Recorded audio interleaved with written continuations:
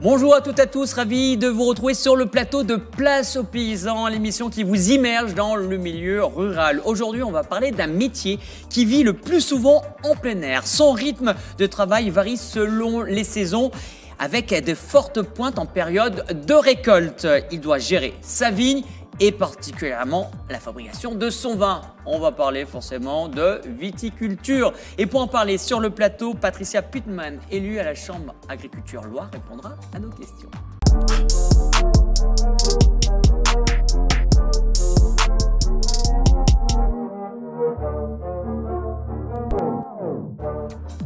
Patricia Putman, combien nous avons de viticulteurs dans la Loire ?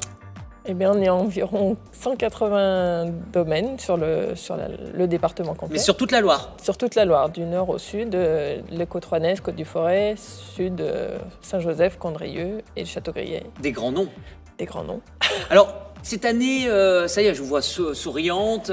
Comment les vendanges sont terminées? Comment ça s'est passé? Cette année 2023 était un peu compliquée, faut le dire. Une année compliquée, mais on s'en est mis à sortir, on va dire. Donc, un été plus arrosé qu'à la normale, le début d'été, et puis après ça s'est plutôt réchauffé, bien réchauffé, et puis pour en arriver à une récolte qui s'est bien passée sous le soleil. C'est pas mal ça. Vous les avez vus ces premiers jus? C'est comment ouais. Il va être ce cru 2023? Eh ben d'après ce qui sort des cuves, ça s'annonce plutôt plutôt bien.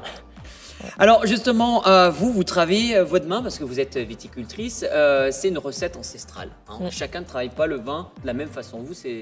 On a tous nos petites techniques, nos petits secrets, on va dire. C'est vrai? Ouais.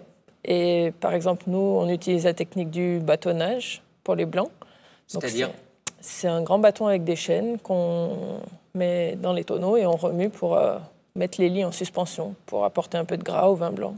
Alors écoutez, nos équipes de Place aux Paysans sont allées voir justement un viticulteur du côté de Chandieu, que vous connaissez bien. Gilles Bonnefoy, oui. Qui n'a pas la même technique que vous. Lui, il a une technique particulière, une petite recette ancestrale qu'il utilise depuis plusieurs années maintenant, c'est le pied de cuve. C'est quoi exactement le pied de cuve? Pied de cuve, c'est comme un levain en boulangerie. Et ben, lui, il fait pareil, il fait commencer à travailler ses raisins pour avoir un levain. Un levain, c'est ça. Alors, nos équipes sont allées le voir en période de vendange, ce que vous adorez, qu'on vienne vous embêter à cette période-là. Eh bien, écoutez, regardez ce reportage.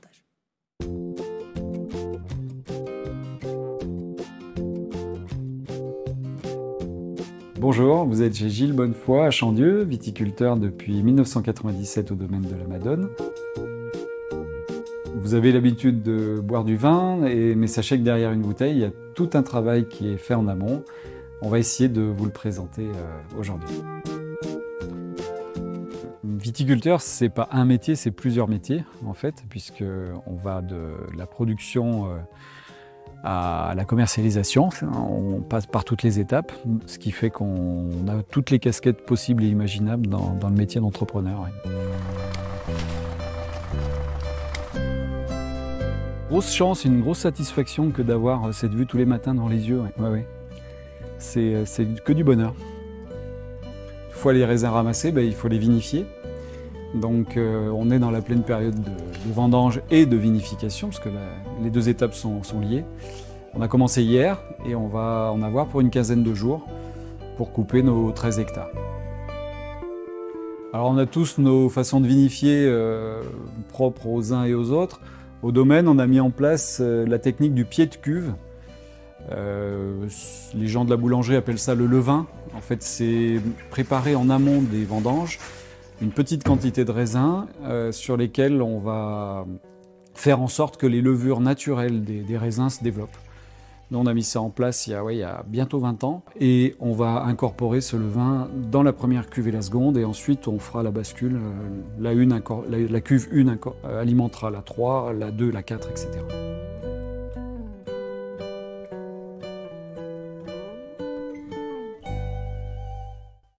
Vous y retrouvez dans ce qu'il dit, justement, c'est plusieurs métiers. Bah oui, quand on fait toute la production jusqu'à la commercialisation, c'est vrai qu'on passe par pas mal d'étapes, mais on aime ça. Vous aimez ça? Alors, vous l'avez dit, les vins s'exportent bien. La preuve, c'est que le vin de Metz à Marseille, le pape François a choisi un vin de la Loire, d'Ambierne. C'est bien, Cocorico. C'est super bien. On peut être fier, ça, non? On peut en être très fiers. Ouais, les vins de la Loire sont bien reconnus, une belle reconnaissance mondiale. Ça s'exporte bien. Ça s'exporte bien, même en France, partout, sur plein de grandes tables étoilées, eh ben, il y a des vins de la Loire. Donc, c'est plutôt satisfaisant. Alors, on va parler aussi, le vin ne vient pas tout seul en bouteille, hein, on parle forcément de main-d'œuvre, et une nouvelle main-d'œuvre qui arrive depuis quelques années. Ces dernières années, ouais, on a pas mal recours pour les vendanges, tous les seniors, les jeunes seniors qui ont encore envie de travailler. Actifs. Ouais. Et heureusement qu'ils sont là, parce que du coup, ça arrive des petites équipes, des fois plusieurs copains qui viennent entre eux, et puis faire la période des vendanges. Donc, dans un milieu idyllique, avec il faut le dire, une très bonne ambiance. Bonne ambiance, on partage des casse-croûtes souvent, et puis les repas du midi, c'est un peu la fête, on discute dans les rangs. C'est un super cadre. On est toujours bien. Nos étudiants, alors, ils ont disparu? Ils n'ont pas disparu totalement, ils viennent compléter les équipes. Après, c'est vrai que comme les vendanges s'avancent un petit peu, on en récupère un peu. Eh ben, il y en a quelques-uns qui sont là quand même. Mais écoutez, merci à vous, merci d'avoir suivi ce numéro de Place aux Paysans. Et comme disait Jeanne Calment, un petit verre par jour, ça fait pas de mal.